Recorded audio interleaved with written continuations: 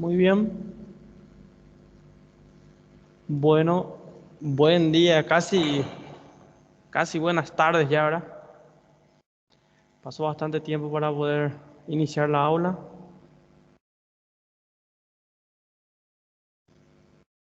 A ver. Bueno, ¿da para ver el slide ahí? No sé si da para ver. Sí, profe. Bueno. Ya estamos aquí, entonces la aula va a quedar grabada para los compañeros que de repente tenían ya otro compromiso. Tardamos bastante acá, no sé qué pasó todo, será. Bueno, pancreatitis aguda. Estábamos dando síndromes biliares, ¿lembran? Síndromes biliares y dimos varias patologías. Litiasis vesicular, inflamación de la vesícula que es la colecistitis, dimos litiasis coledociana, colangitis también dimos la última aula. Y falta completar esa familia de patologías de síndromes biliares. Ahí le incluimos a la pancreatitis. Si bien la pancreatitis tiene varias etiologías, una de ellas, y una de las más frecuentes, es la causa biliar, que sería a causa de una litiasis.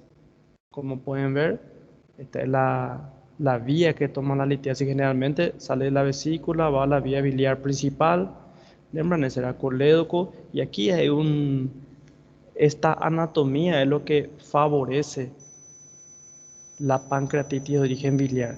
La unión del colédoco con el Wilson.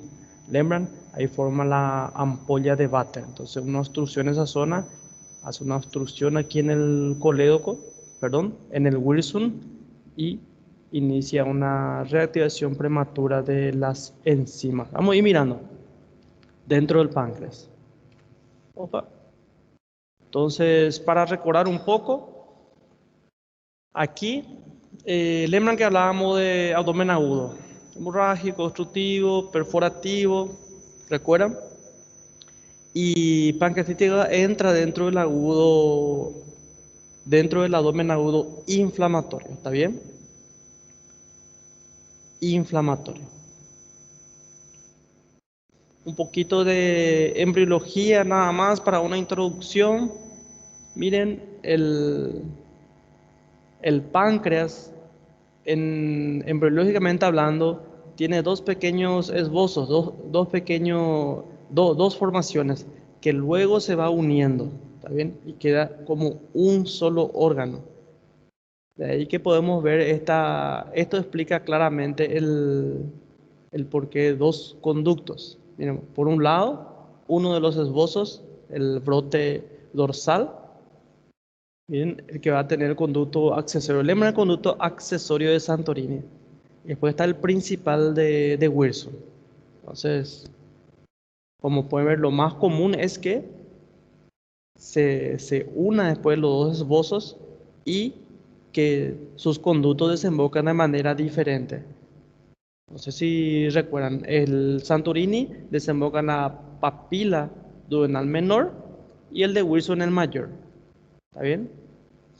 Eso es lo más frecuente. Entonces, acuérdense, tiene dos conductos, ¿verdad? Uno principal y uno accesorio. Eso sí o sí tenemos que lembrar. Santorini y Wilson. El de Wilson es el que se va a unir con el, acá dice conducto viral, con el colédoco. ¿Está bien? Colédoco.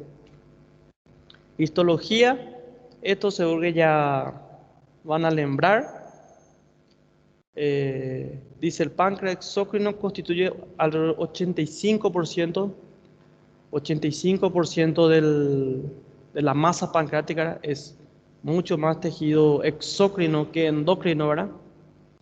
Dice 10% se forma una matriz extracelular, 4% vasos sanguíneos y conductos, y solamente, miren vos, 2% va a corresponder a la parte endocrina. Seguro que recuerda mismo de los islotes de Langerhans, Este era un tema bueno en histología porque daba para identificar muy bien en la lámina. No sé qué experiencia tienen ustedes en histología, pero lembro que islote era un tema tranquilo. No sé, o sea, si salía islote o si era algo muy grande ya, ¿verdad? Pero en mi época islote marcaban a prueba. ¿Quién lembra algo de histología, lámina de páncreas? Seguro que hay islotes, ¿eh? Ah, eu tive que deletar para poder aprender sua matéria, prof. ¿Qué? Tive que deletar a histologia para conseguir aprender a sua matéria. Que, bueno, lo que sí que esta es una pequeña introducción. Bueno, anatomía, tenemos que lembrar como siempre. eh, Miren lo que es, está en el retroperitoneo, es un órgano retroperitoneal. Acá dice, el páncreas está uno de los órganos más implacables, dice el cuerpo humano, tanto que la mayoría de los cirujanos prefieren evitarlo e incluso no palparlo, al menos que sea necesario. Eh, en caso, por ejemplo, un traumatismo o algo así, el páncreas por último lo que se va a explorar, está allá en el retroperitoneo.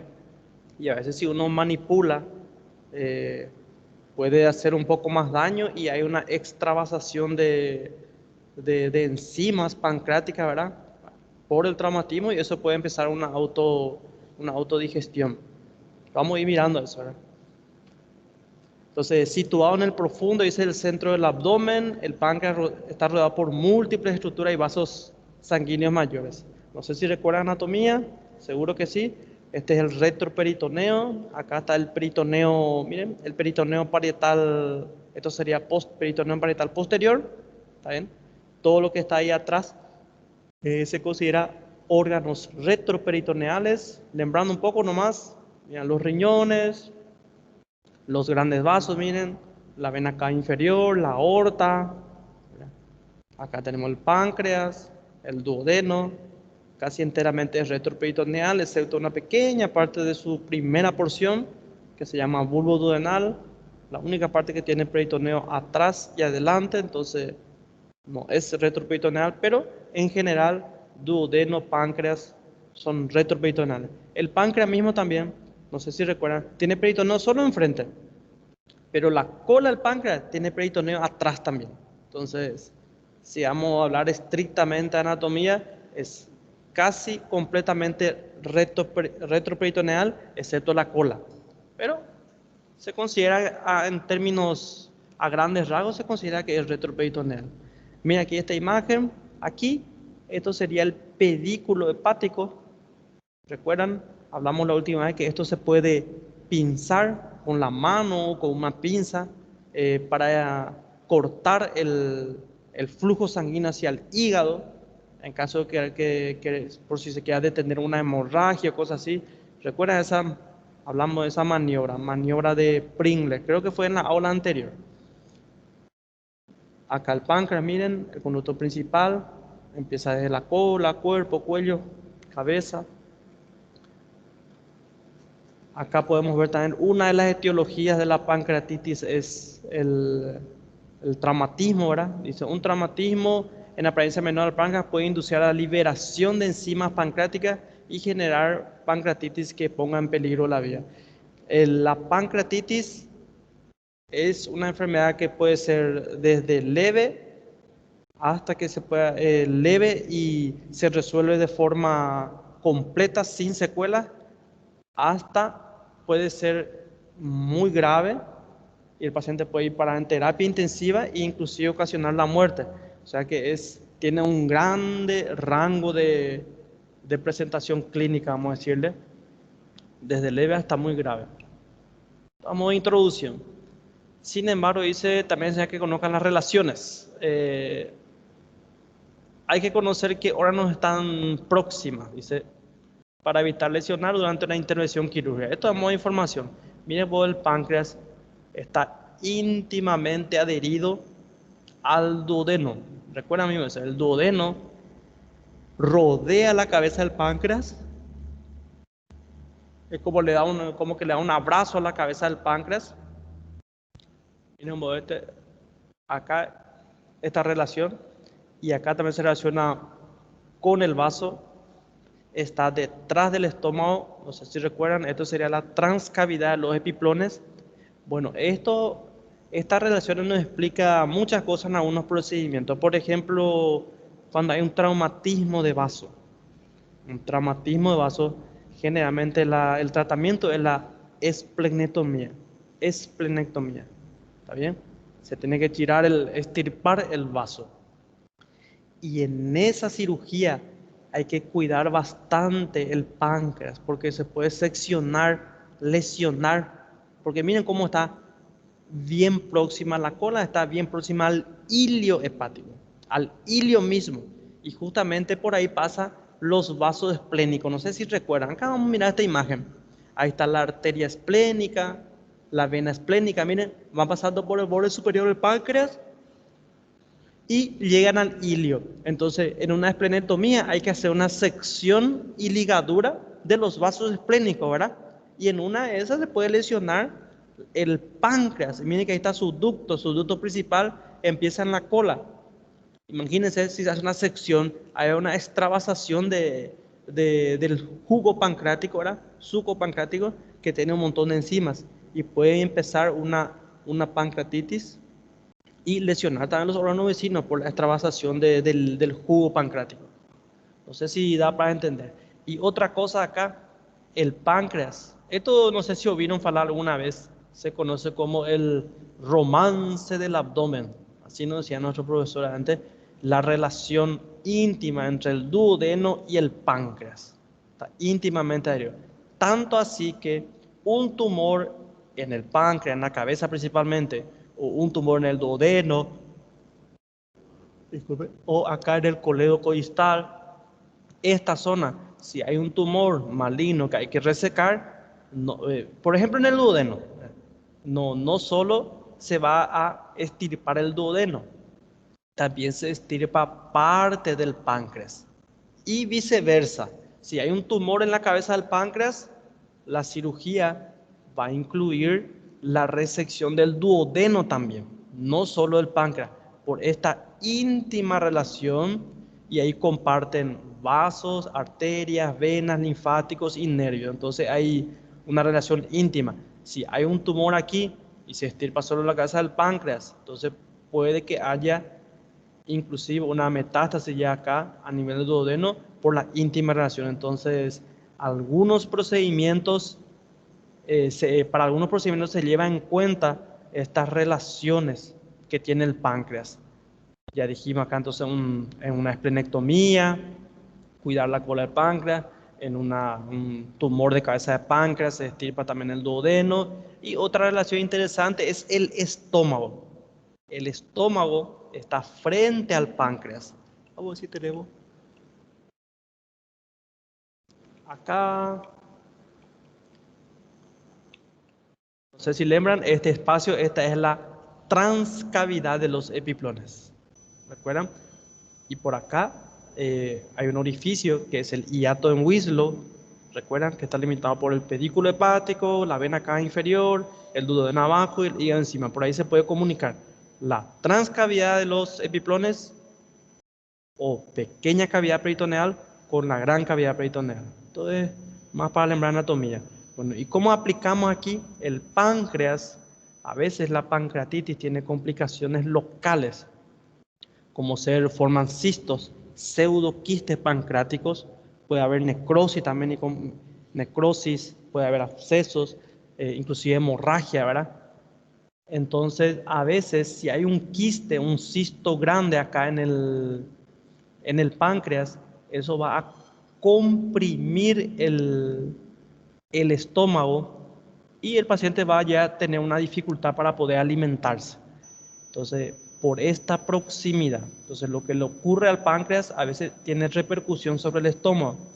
Otra cosa, a veces ese quiste o pseudoquiste, ¿verdad? Pero no tiene una cápsula verdadera epitelial ahí, se puede drenar a través del estómago. un ratito. Vamos si pueden ver. A ver. ¿Están viendo la página de Google? Sim, prof. Gracias. Páncreas. Voy a mostrar nomás esta relación interesante. Miren lo que es esta, acá por ejemplo. Miren lo que es esta tomografía, un corte transversal. Miren lo que es esta enorme masa. Bueno, en realidad no es una masa, es una colección líquida. ¿Bien? Acá está la columna, los riñones, ¿ven? Este lado derecho sería un poco del hígado. Y acá, como podemos ver, el estómago no da para ver en absoluto. No sé si, vamos a ver si tenemos otra imagen. Ah, acá por ejemplo, acá sí. Miren vos, acá están viendo este corte transversal. Acá se ve el estómago. No sé si ya para entender. Miren, se ve un poco el estómago. Tiene aire, líquido, este es el estómago. Y acá hay un quiste, un cisto, ¿verdad? ¿Ven? Pero es pequeño ainda, ¿verdad? Es pequeño ainda. Está comprimiendo ya el estómago, pero no lo bastante. Vamos a ver un poquito otra imagen. A ver, este sí ya está bastante grande. Este sí ya está bastante grande. No sé si da para entender. Y aquí apenas se ve la luz del estómago. ¿Ven? Ven que apenas se ve la luz del estómago. Entonces un paciente con un pseudoquiste enorme. Este, por ejemplo, no sé si ya miramos este. Mira, este es una locura total. Miren, enorme. Tremendo. Entonces, podemos recordar esa relación que problemas del páncreas, tanto tumores del páncreas, dan metástasis al estómago porque están por la proximidad y el tratamiento de este pseudoquiste puede ser endoscópico. O sea, endoscópicamente a través, bueno, va al esófago, al estómago y a, a través del estómago se drena este pseudoquiste. No sé si ya va a entender. Drenaje, digamos. Entonces, acá pues, vamos a mirar un poquito. Bueno, drenaje combinado, dice, ¿verdad? Uno puede entrar dentro del estómago, que tenemos aquí, acá, con mucha imaginación. No sé si da para entender ahí. Con mucho mejor. Miren, esto sería ya a nivel del estómago, ¿verdad? Y ven cómo con el endoscopio, a través de la pared del estómago, se drena el pseudoquiste. No sé si ya para entender. A veces hay necrosis también del páncreas y se puede drenar a través de la pared del estómago. Entonces, ¿por qué eso? Por la anatomía, ¿verdad? Vamos a ver un poco, un minutito ahí si quieren, vamos a mirar. Opa, ¿qué hice? Confirmar mi edad. Ah, ¿qué pasó ahí? Está restringido este video. Este. Espero que este. Dios mío. ¿Qué pasó ahí? Tiene que entrar com sua conta, prof. Ah, bueno, Isso. voy a entrar, voy a entrar.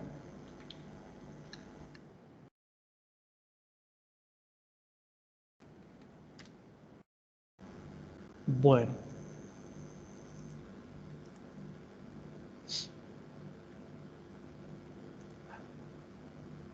Bueno. La idea es, estamos hablando de anatomía. Todo para niños de 3 años. Miren vos. Qué joven. Hay una pancreatitis hereditaria también. Familiar. Ah, este es abierto, este es abierto. ¿Eh?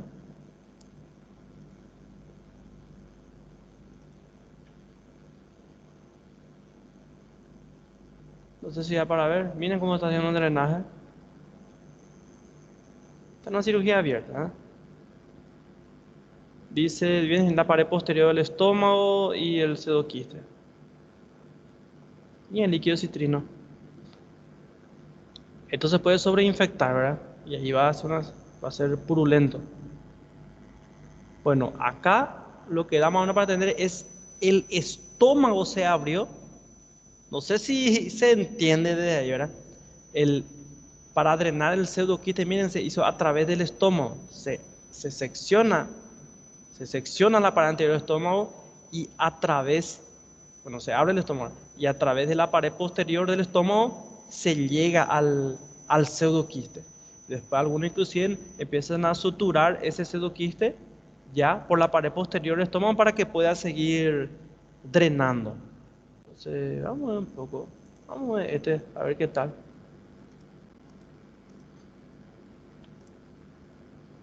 Lo que quiero mostrarles es el drenaje nomás endoscópico a través del estómago. Vamos a ver si hay eso, ¿verdad? Ahí está. Cistogastrostomía. Se va a hacer una sección, es el estómago. ¿Ven? Están seccionando ahí, está punzando y va. ¿Ven cómo está más o menos abombado? El pseudoquiste cuando crece comprime al estómago. Dilatación hidrostática, dice. Quiero ver si muestra cómo va drenando. Una de las complicaciones locales de la pancreatitis es el pseudoquiste y la necrosis también. Necrosis estéril primero y después necrosis infectada. Opa, ahí miren. No sé si da para entender, miren lo que es. Ese pseudoquiste, ese líquido acumulado se puede infectar también. Muchísimo está drenando, no da para ver bien, pero creo que se da para entender. Entonces, a través del estómago se puede llegar al páncreas. Miren lo que es, ahí en el fondo está el páncreas, ¿eh? A veces hay tejido necrótico ahí. La pancreatitis generalmente no se opera. La pancreatitis no se opera. Pero si hay complicaciones como necrosis infectada o pseudoquistes grandes, ahí sí hay que hacer un procedimiento. Mira, pseudoquiste retrogástrico dice. Miren, vamos a mirar un poco este. Necrosectomía. En estos casos lo que se llega a la intervención quirúrgica. No es que la pancreatitis se opera. Pancreatitis es el tratamiento médico primero. Pero si tiene sus complicaciones locales como pseudoquiste, necrosis infectada, ahí hay que hacer un procedimiento. Acá después vamos a ver unas imágenes. Este es el páncreas, la aorta, la vena cava. Hay pequeñas burbujas de gas por ahí que indican que hay una presencia ya de bacterias. Esto es una econdoscopía aparentemente que se usa mucho para órganos retroperitoneales. Ahí miren.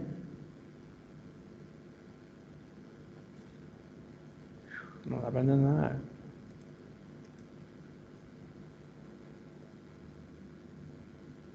Bueno, necrosectomía es extirpar tejido necrótico del páncreas. Ah, miren lo que es. No sé si se da para entender. Este es el estómago y ahí la pared posterior. Se hizo una abertura y se está drenando. Miren lo que es. Esto es necrosis del páncreas. Miren. Altísima mortalidad. Es una complicación local. El páncreas, la pancreatitis inicia por una reactivación temprana de intrapancreática de enzimas y empieza a lesionar las células, y cuando más se lesiona, más se libera enzimas y eso lesiona más y se hace como una retroalimentación positiva. Se va liberando más enzimas, cuando más lesión, más enzimas se libera y ocurre una autodigestión del páncreas. Y miren, pueden terminar una necrosis y estas cosas lo que finalmente se lleva a cirugía, ¿verdad? La mayoría de los casos de pancreatitis son leves. Con tratamiento médico se puede solucionar, pero un porcentaje llega a ser grave y a veces se requiere una intervención quirúrgica. Entonces, pancreatitis, estamos hablando de anatomía, ¿verdad? Esta relación interesante, vamos a recordar de vuelta, esto es la transcavidad de los epiplones, que está limitado por el estómago adelante y el páncreas atrás. Entonces, afecciones del páncreas repercuten sobre el estómago, como ser el pseudoquiste que dijimos, ¿verdad? Se puede hacer un drenaje endoscópico a través del estómago, ¿verdad? Y cuando hay una necrosis también del páncreas, se puede hacer todo a través del estómago. Otra cosa interesante sobre su ubicación, allá en el fondo, en el retroperitoneo, dice la ubicación tan profunda en el abdomen y su confinamiento retroperitoneal, ¿verdad? Explica que el dolor que acompaña, dice, a la enfermedad pancreática está mal localizado. Mal localizado, allá en el fondo, ¿verdad? Dice, en los pacientes con cáncer de páncreas, dice, sin obstrucción de vía biliar, acuden después de meses y por una molestia vaga nomás, ¿verdad? No muy característico, muy localizado en la parte superior. No sé si da para entender. Los tumores de páncreas a veces tienen manifestación tardía, a no ser que ya inicie obstruyendo los conductos pancreáticos. Ahí sí se va a manifestar más rápido, porque puede producir una pancreatitis también. Esa obstrucción del conducto es la fisiopatología de la pancreatitis. Puede ser por un tumor, por una litiasis, parásito, por muchas cosas. Entonces, estamos hablando nomás de su localización. Otra cosa que es interesante sobre su localización, seguro que ya escucharon hablar, el dolor en la pancreatitis. Este es clásico, tenemos que lembrar sí o sí, tanto para Conarén, para Revalia, el dolor, la semiología del dolor, el clásico dolor en barra, o dolor en faixa, creo que se dice en portugués, o en cinturón, ¿verdad? Que, miren, tiene una irradiación al dorso, a la región interescapular. Seguro que ya escucharon hablar de esto.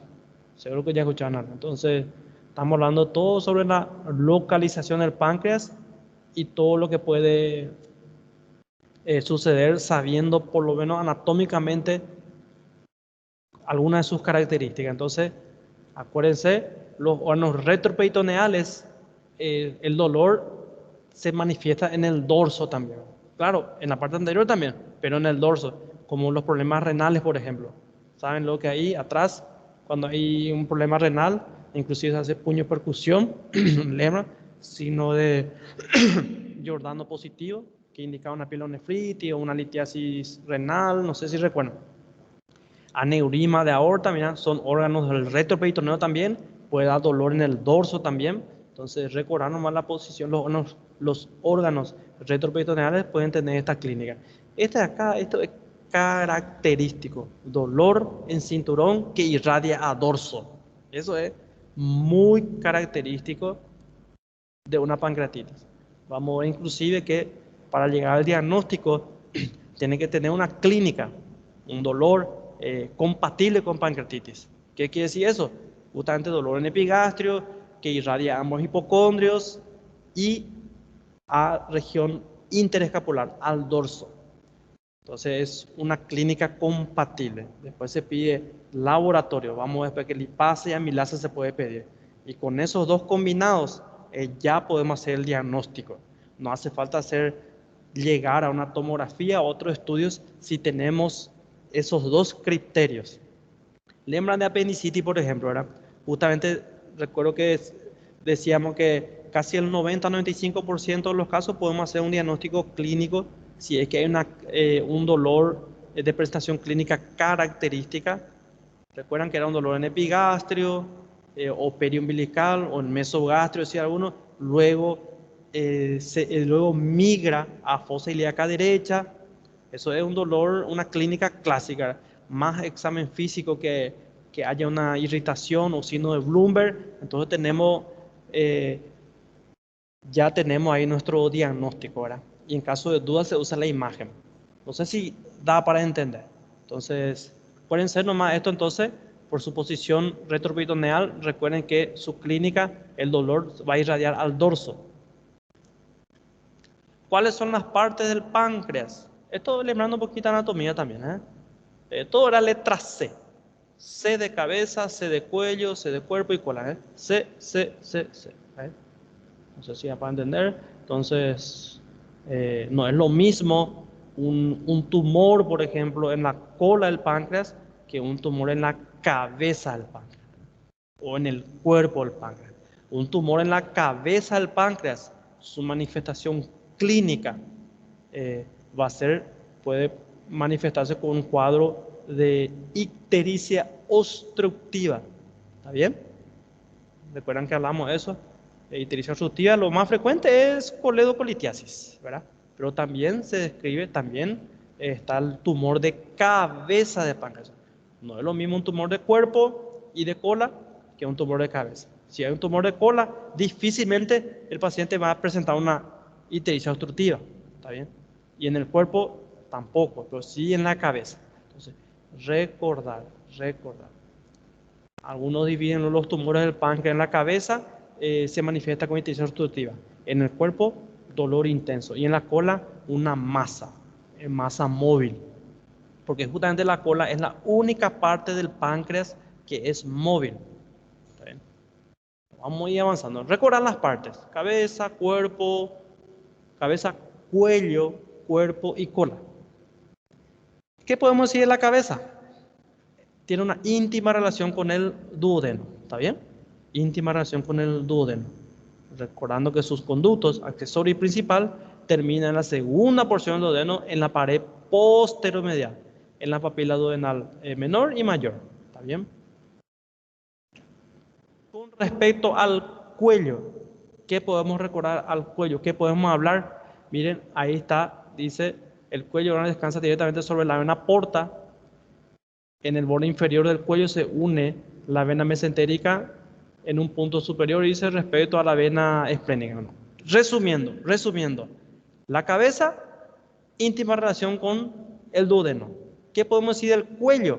Ahí está la formación de la vena porta. No sé si recuerdan la vena porta, que estaba formada por la unión de la esplénica. Miren, todas estas venas están pasando detrás del páncreas. Miren la relación importante con las venas. La vena esplénica recibe a la vena mesentérica inferior, formado un tronco esplenomesoraico. Ahora solo se llama vena esplénica y solo es su afluente, la mesentérica inferior. Y acá está la mesentérica superior. Miren, todo esta encrucijada venosa, miren lo que es. Todo está ahí detrás del páncreas. Entonces tiene una relación interesante con las venas, ¿verdad? Inclusive, acá dice, no suele haber tributarias venosas anteriores, dice, hay cirugías que se pueden hacer como, vamos a mirar si ya pone una imagen, ¿verdad?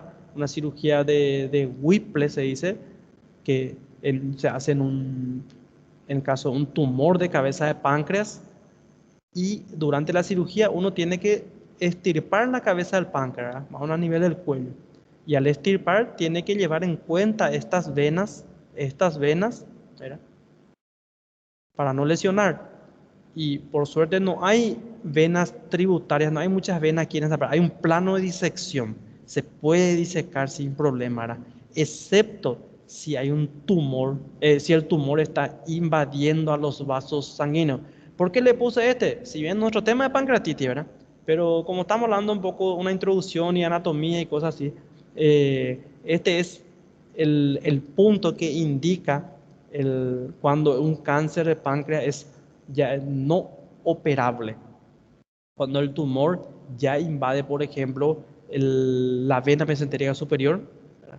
Cuando ya está invadiendo más del 50% de su luz, ya no se puede, ya no es un criterio para no operar. ¿Está bien? Entonces a veces se puede entrar a operar si la imagen no es muy característica, si no se puede identificar por la imagen la invasión de tumor a los vasos mesentéricos.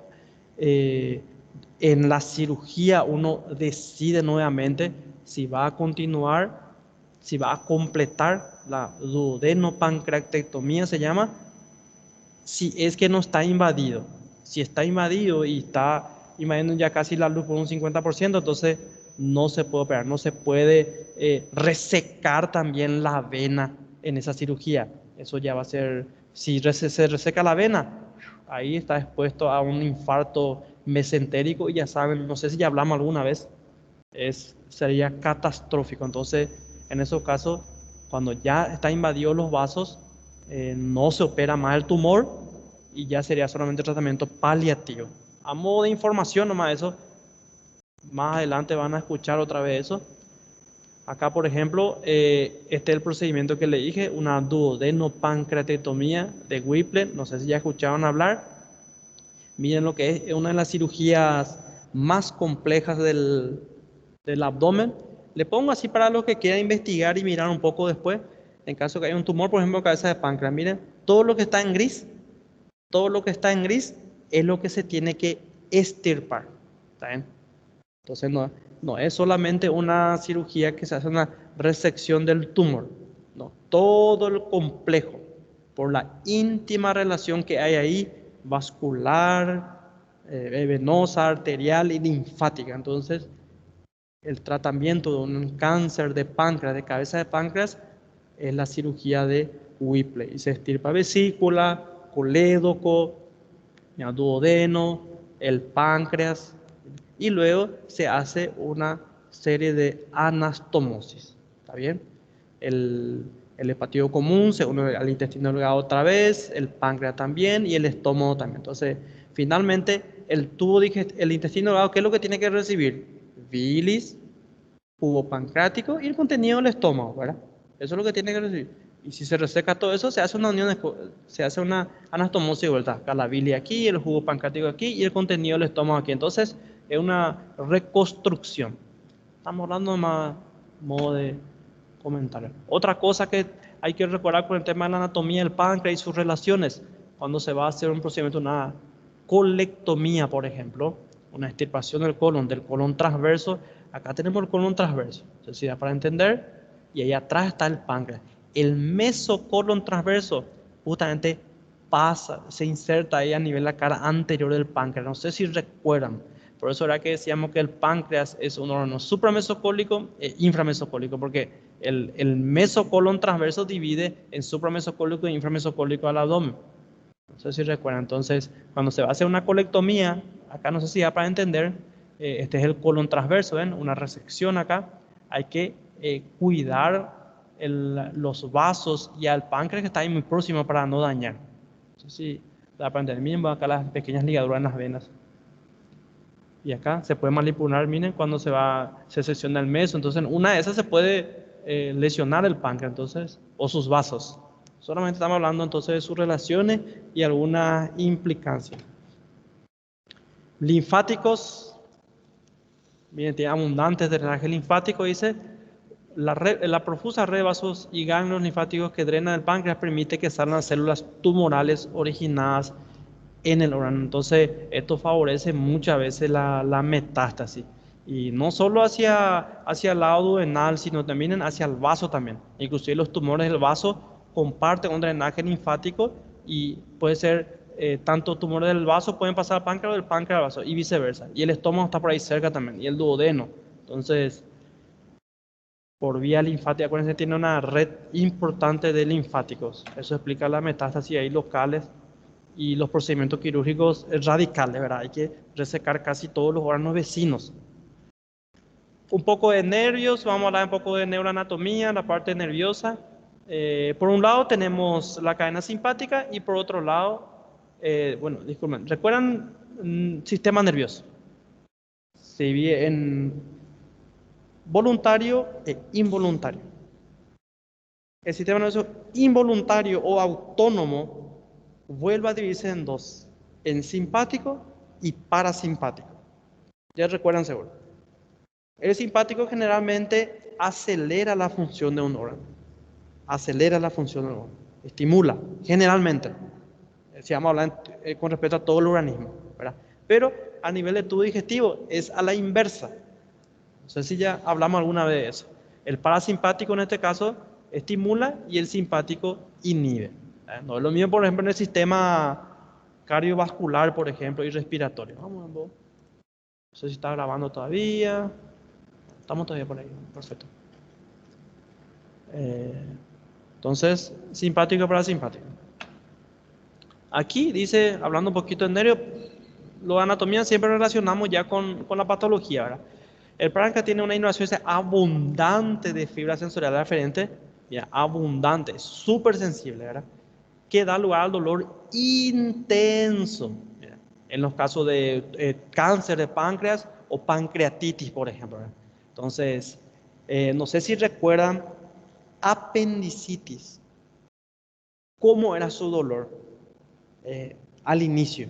¿Leve, moderado o intenso? ¿Recuerdan ahí? Periumbilical, difuso. ¿Quién recuerda si era intenso de entrada o era moderado? No sé si... Era moderado, ia instalando aos poucos. Exactamente, entonces moderado. Un dato muy interesante, ¿verdad? De inicio, leve a moderado. Instalación insidiosa. Excelente al compañero ahí. No veo nomás su nombre, no sé quién es. No es lo mismo, por ejemplo, una úlcera perforada, que dolor en epigacho también o periumbilical, pero inicio brusco, intenso, ¿verdad? Y la apendicitis también en epigacho, periumbilical, pero inicio insidioso, leve a moderado, bien tolerado por el paciente, tolera tranquilamente. Generalmente vienen después de que el dolor migra a fosa ilíaca, ¿verdad? O cuando se complica. Entonces, siempre tenía un amigo cirujano que tenía por los 70 años para cima y su pregunta de prueba siempre para todos los alumnos era: ¿cómo es el dolor en la apendicitis? ¿Leve, moderado o intenso? Siempre preguntaba, siempre quería saber. Y la respuesta era siempre que era moderado. ¿Y cuando se vuelve intenso? Cuando se complica. Cuando se perfora ya la apendicitis, ahí se vuelve intenso. Entonces, ¿por qué hablamos de características del dolor? Porque la pancreatitis es muy importante saber que el dolor es intenso, ¿también? Intenso. Por eso, el tratamiento inicial de la pancreatitis incluye, por ejemplo, nada vía oral, buena hidratación y siempre decimos buena analgesia. No es solo con AINES nomás, con ketorolaco, diclofenaco, ibuprofeno, no. A veces nos vamos ya a los opiáceos, un derivado opiáceo. Morfina no, un derivado, por ejemplo, meperidina, tramadol y cosas así. Entonces, recordar, paciente con pancreatitis va a tener mucho dolor y en el tratamiento tenemos que hacer un buen papel, un buen tratamiento analgésico, no solo con AINES, sino incluir opiáceos. No sé si da para entender. ¿Y por qué eso? Acá ya vemos. Miren por la parte nerviosa, tiene abundante fibras y el dolor intenso. Ahí mismo lo está bien próxima el plexo celíaco o solar. No sé si recuerdan. Estas fibras somáticas siguen hacia la parte superior del ganglio celíaco, que forma parte del plexo celíaco. El control nervioso en el abdomen es el plexo celíaco, que es mixto, tiene fibra simpática y parasimpática. Y acá vemos una pequeña imagen, le voy a mostrar en el otro lado de esta. En algunos casos, por ejemplo, se puede hacer un bloqueo del plexo celíaco, ¿verdad? O alcoholización también le llaman. En caso de pacientes con tumores de páncreas, por ejemplo, que el dolor va a ser crónico y persistente, y ya como tratamiento paliativo nomás son las analgesias. Entonces se puede recurrir a unos procedimientos que se llama bloqueo de plexo celíaco. No sé si ya escucharon hablar alguna vez. Entonces se incluye eso. Al bloquear eso, entonces para dar una solución al dolor. Conducto del páncreas, continuando con anatomía, ya saben. Conducto principal de Wilson, que empieza en la cola, va por el cuerpo, cuello, cabeza, se une con el colédoco. Conducto hepático común, forma ahí la ampolla de Vater. La ampolla de Vater, ¿está bien? Ampolla hepatopancreática de Vater, ¿está bien? Entonces se unen. Y el de Santorini, ¿verdad? Que drena la cabeza nomás. Y ya saben que termina en segunda posición el duodeno, en la papila duodenal mayor y menor. El Wilson es el principal y el de Santorini el accesorio. ¿Está bien? Una obstrucción de esos ductos es lo que va a iniciar la pancreatitis.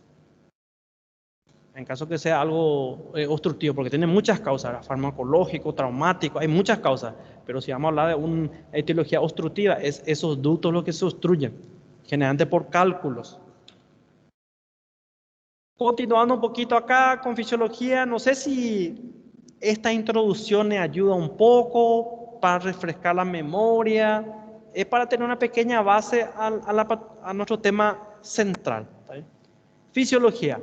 Recordamos que por un lado está el páncreas exócrino y por otro lado el páncreas endocrino. Miren qué linda imagen. Interesante imagen, ¿verdad? El exócrino, su característica es que su producto envía a un sistema de conductos, ¿verdad? ¿Cuántas veces escucharon hablar de eso?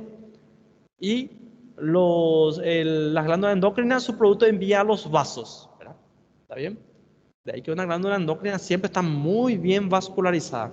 ¿Por qué? Porque necesitan de vasos para enviar su producto a la sangre. En fin, dice, otro dato que le agregué nomás acá, se puede vivir sin páncreas. ¿Está bien? Se puede vivir sin páncreas. No es lo mismo sin los dos riñones, por ejemplo, ¿verdad? Ahí imposible, ¿verdad? Bueno, diálisis. La diálisis puede reemplazar, disculpen, la diálisis puede reemplazar por lo menos la función de los riñones, como ocurre a veces en la nefropatía diabética, eso que tiene una insuficiencia renal crónica, ya ella no puede suplir eso, ¿cierto?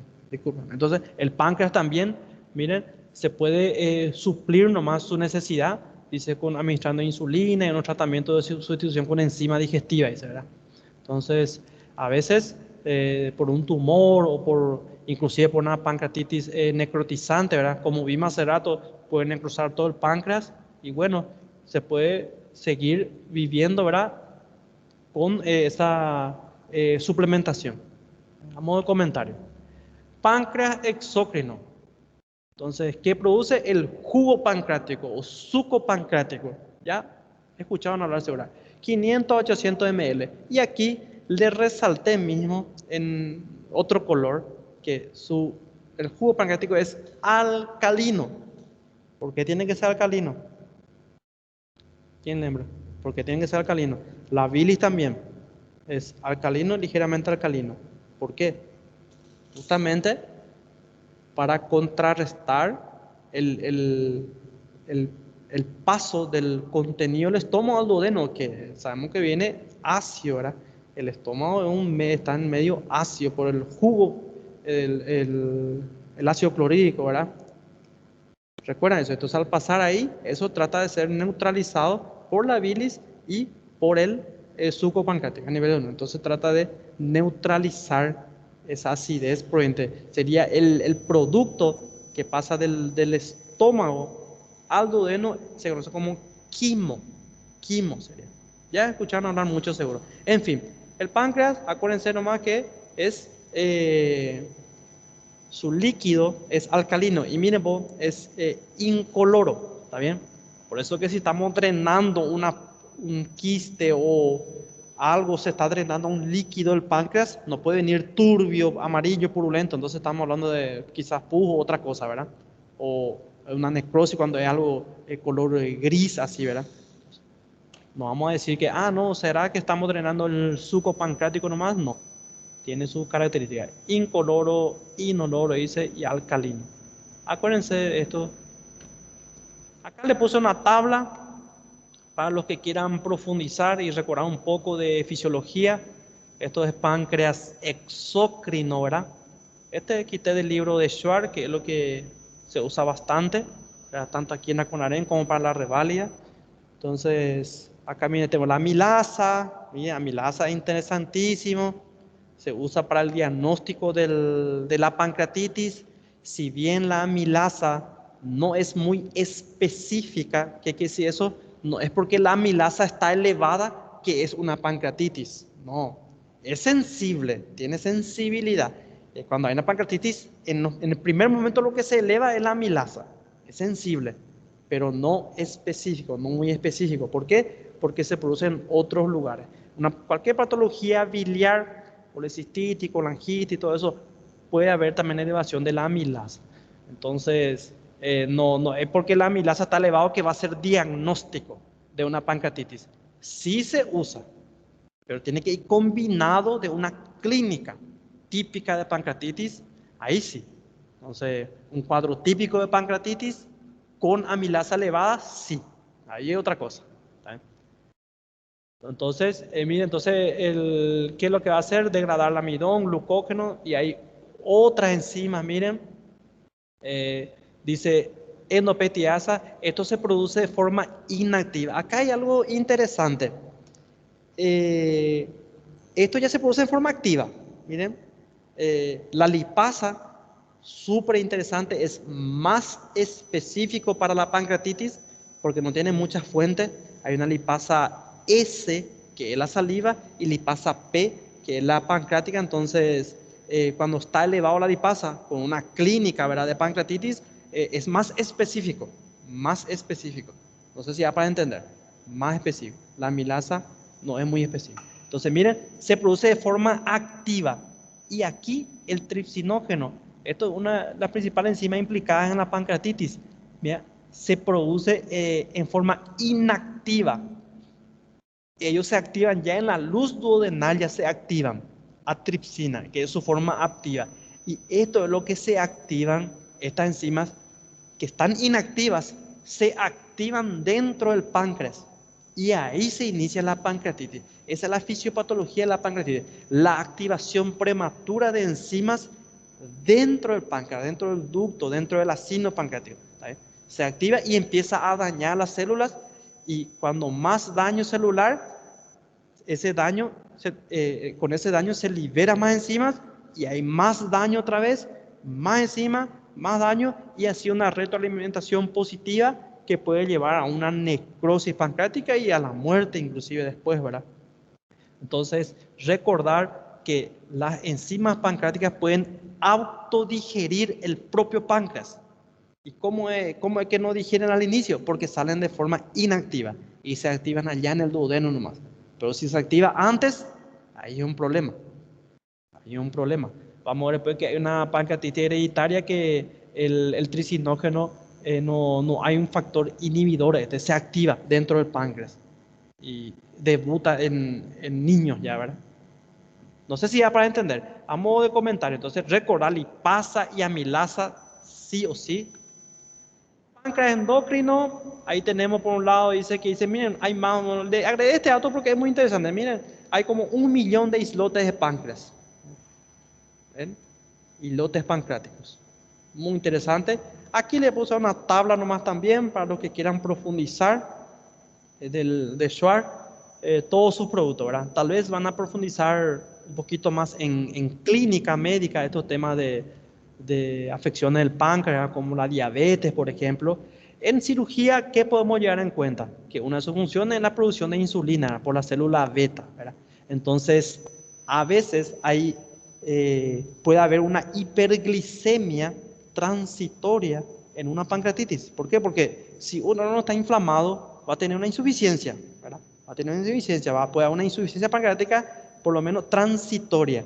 Y uno de los criterios de gravedad, después vamos viendo, hay unos criterios que se llama de Ramson, ¿verdad?, que se aplica para saber qué tan grave es la pancreatitis que se está manifestando, ¿verdad? Y uno de los parámetros es la glicemia, ¿está bien? Se mide la glicemia, cuando más elevado es un punto si está elevado. Vamos a ver que después que vamos a puntuar, vamos a darle puntos a los valores de glicemia, por ejemplo, LDH y cosas así, la edad, todo eso va a ir sumando puntos, así como una escala de Alvarado, ¿lembran? Dolor migratorio, un punto. Anorexia, esa para apendicitis, anorexia, un punto. Náusea y vómito, un punto. ¿Recuerdan? Hay también escalas en la pancreatitis. Y uno de ellos es la glicemia, el valor de la glicemia. Y ahí relacionamos más con su función endocrina, que es el control de la glicemia a través de la insulina. Entonces puede estar alterado. Hablando de insulina, como es muy interesante, le coloco nomás aquí para que puedan profundizar, los compañeros que quieran profundizar. La insulina es una hormona pancreática que mejor se ha estudiado, ¿verdad? El descubrimiento de la insulina en el año 1920, dice por Frederick, un cirujano ortopedista, dice, y Charles Best, ¿verdad?, un estudiante de medicina. Bien, interesante, ¿verdad? Estudiante de medicina. Espectacular. Entonces, ellos dicen que produjeron diabetes en perros. Pueden ir investigando mejor después la historia. Inclusive creo que ganó un premio Nobel y cosas así. En perros mediante una pancreatectomía total. Imagínense vos qué se les ocurrió, ¿verdad? Tirar todo el páncreas a un animal y ver más o menos qué va sucediendo. Entonces, a continuación se le trataron con extracto pancreático, ¿verdad? Y después sí se purificó ya la insulina, ¿verdad? Miren, un péptido de 56 aminoácidos. Esto a modo de comentario, ¿verdad? Miren, una pancreatitomía total a un perro y después, en base a eso, vieron, eh, fue base ahí para el descubrimiento de la insulina. Lo mismo en humano ahora, si es una pancreatitomía total, tratamiento suplementario con insulina. Muy bien, no sé cuánto tiempo pasó, creo que ya pasó algunas horas, una hora parece. No sé si alguien tiene. Acá Marí le dice triglicérido en la pancreatitis. Hay una etiología. La pancreatitis tiene varias etiologías. Una de ellas es la hipertrigliceridemia. La hiperlipemia es causa. Generalmente se dice cuando es 1000 miligramos por litro para arriba, ¿verdad? Puede causar. No una trigliceridemia de hipertrigliceridemia de 400, de 500. Generalmente cuando es muy alto, de 1000. Vamos a ver después las causas. Voy a detener la grabación. ¿Está bien? Para que no sea muy largo. Esto fue entonces pancreatitis aguda, primera parte.